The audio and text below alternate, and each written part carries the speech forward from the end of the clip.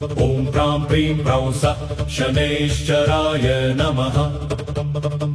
कृष्णाय नीलाय शितिकण्ठनिभाय च कालाग्निरूपाय कृतान्ताय च वै नमः। नमो निर्मांसदेहाय दीर्घश्मश्रुजटाय च नमो विशालनेत्राय शुष्कोदरभयाकृते पुष्कलगात्राय स्थूलरोम्नेऽथ वै नमः। नमो दीर्घाय शुष्काय कालदंष्ट्र नमोऽस्तु ते। नमस्ते कोटराक्षाय दुर्निरीक्षाय वै नमः। नमो घोराय रौद्राय भीषणाय कपालिने नमस्ते सर्वभक्षाय बलिमुख नमोऽस्तु ते।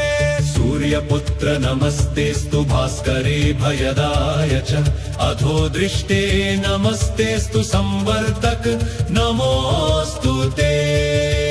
नमो मन्दगते तुभ्यं निस्त्रिंशाय नमोऽस्तु ते। तपसा दग्धदेहाय नित्यं योगरताय च नमो नित्यं क्षुधार्ताय अतृप्ताय च वै नमः।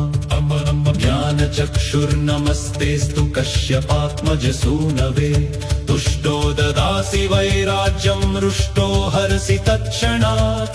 देवासुरमनुष्याश्च सिद्धविद्याधरोरगा त्वया विलोकिता सर्वे नाशं यान्ति समूलतः। प्रसाद कुरु मे सौरे वारदो भव भास्करे।